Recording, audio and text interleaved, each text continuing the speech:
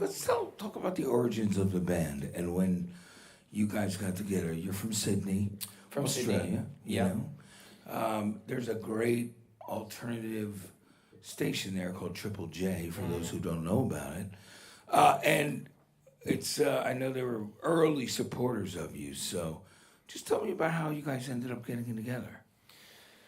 Well, I met Killian at uni, and then essentially through uni I met Tim as well, and through Tim I met his brother John, and we were all playing in different bands and supporting each other at shows, and I was doing a solo project at the time, and the guys started helping me out with some recordings and some shows, and before long it kind of stopped feeling like a solo project and felt more like a band.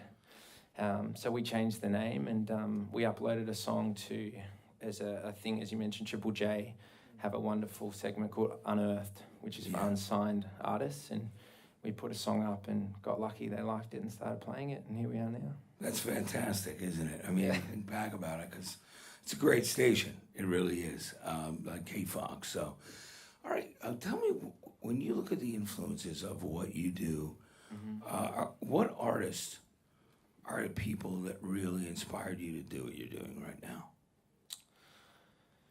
I mean, that's a good question. I mean, I think at least personally, I think I was probably about 15 when I thought it'd be really great not to have to work in an office and possibly play music for a living, you know. And I think at that age, I thought, I reckon if I start thinking and start pointing in that direction now, I might just be able to do it. In terms of artists, it all varies. I think we all listen to, I mean, it is different, but it's all in the same. None of us, I don't think, grew up listening to a lot of hip-hop or anything. I think it's all a lot of kind of guitar-based music and pop-based music. And yeah, I don't know whether it's guys like Paul Simon or James Taylor or America. I mean, they were the kind of bands, I think, they were the crossover bands, I think, for a lot of us. Oh, we love them all. They're so good right away. So, two brothers that you're in the band with, right? I mean, when you realized it was two brothers, was it, you know, that were going to actually be able to work with you on it? What was it like? I mean, was it as you stretched out, as you brought the other members in because you saw them play? What was that experience like? Well, we've been pretty lucky, you know.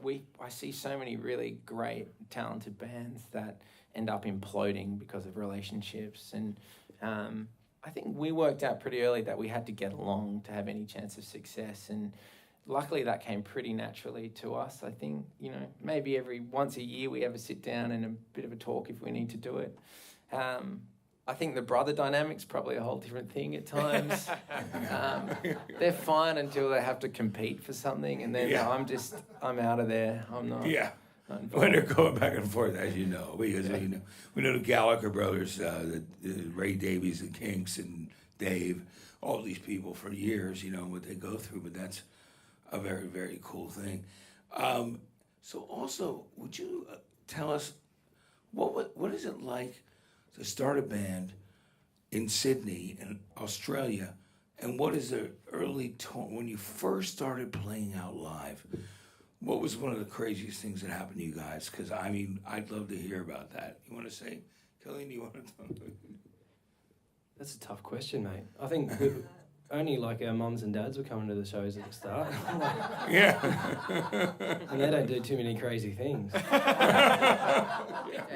Yeah, I think when we first played a festival, it was a festival that doesn't exist anymore in Sydney called Homebake, and we won this competition to play at Homebake. And before that, you know, our biggest crowd might have been 16 people on a Saturday night, and we turned up at this tent. We were the second band on, and there was like 500 people there, and it was terrifying. And, yeah, I get it. But it was so much fun. Like I think that's when we really thought to ourselves, maybe we could do this, and so since then it hasn't really stopped. And that's fantastic. So here we are on 3 albums. Can you guys tell me, I mean, what was one of the craziest experiences you've had on tour? I just want to know about that. I mean, we've all been through, you know. What do you think, Dave? In that gig in Sweden? Stockholm, yeah. Yeah. We played a gig in Stockholm. We're pretty kind of folk-based, so we don't nothing too crazy tends to happen, but we're in the middle of probably the most poignant ballad of the set, and I just heard this kind of excessive wailing and screaming, and this girl that got up on stage and was screaming into Killian's microphone, of which I'm thinking, do I continue? I'm sort of singing, and this other side conversation is in my brain.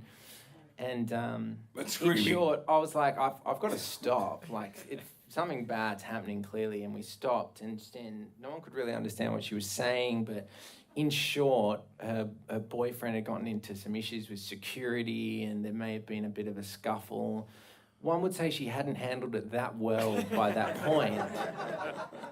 She was a New Zealander. You can't trust them. Yeah, so I sort of went from listening to her to like, if there's a problem, then we realised, I think this is all okay. And then in the end, our guitar tech sort of quite gently came along and tried to push her off, and then ended up just kind of lifting her up and carrying her off stage. Exactly. So. Well, that's good. I mean, she definitely had to be in a state of consciousness that was a little different there, right? Yeah. But anyway, guys, it's so good to have you here. Thanks so much for coming and hanging out with us. And once again, I'd like to introduce Boy and Bear. Come on.